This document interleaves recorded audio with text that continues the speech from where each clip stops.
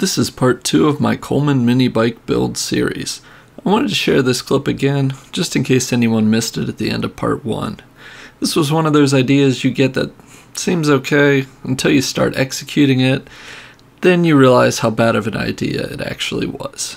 This was the one and only time the bike rode in the back of the Cavalier. At any rate, here's where things get fun with the bike. I decided to fabricate a swing arm and rear suspension. I had to make some compromises, but I'm glad I decided to move forward. I used a Trailmaster MB200 as the inspiration for my swing arm. It seemed simple enough, and I decided to weld the diagonal frame piece before cutting the frame. Everything looks good here, but that's only because this is an edited photo. Here's the real reason I took this photo. I had stuck the extra wadding glove over the air intake in hopes of preventing a fire, but that plan definitely failed. When it lit up, I quickly ran to grab the fire extinguisher. The first two I grabbed were completely empty, but luckily the third one did the trick.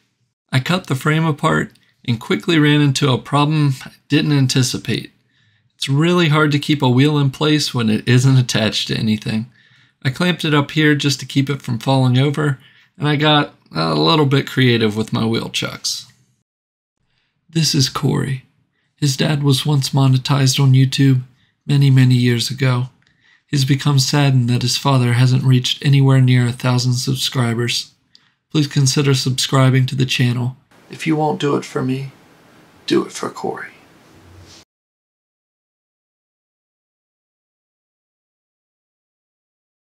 I found it was much easier to remove the wheel and just use the axle for reference. These jack stands came in handy for holding the frame body and figuring out the position for the swing arm.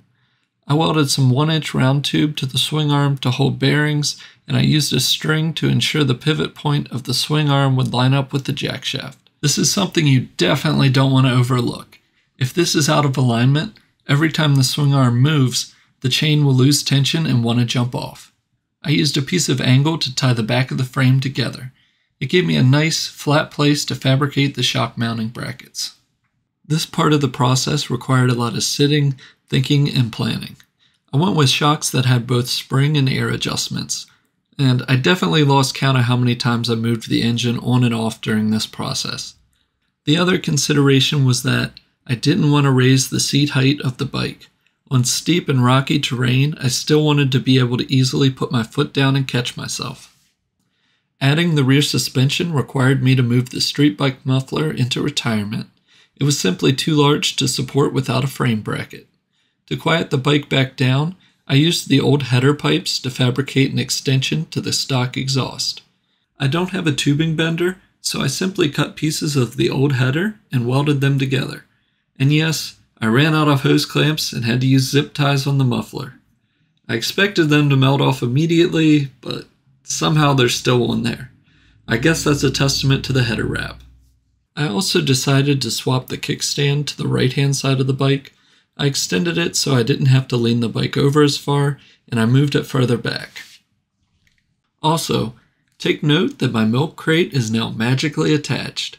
I over-engineered this part a little bit, but I got really tired of ratchet straps. I didn't have a tap and die set yet, so I drilled out the round tube and welded in some nuts. I used 10mm bolts to match the size of the driver pulley on the torque converter. This impact lives in a box of junk I bring for bike maintenance, so I always have a 10mm socket on it. On the piece of flat bar, I offset my holes. It sits flush with the end of the rack for transportation, but when I attach the milk crate, I rotate it for a little more rigidity. Also, this is my go-to outfit when I know I'm going to be outside in the sun. Props if you notice my giant sun hat in the overhead shot. That wraps up this video. Make sure to like, share, comment with your favorite color, or anything else you do or don't want to do in life. Thanks for watching.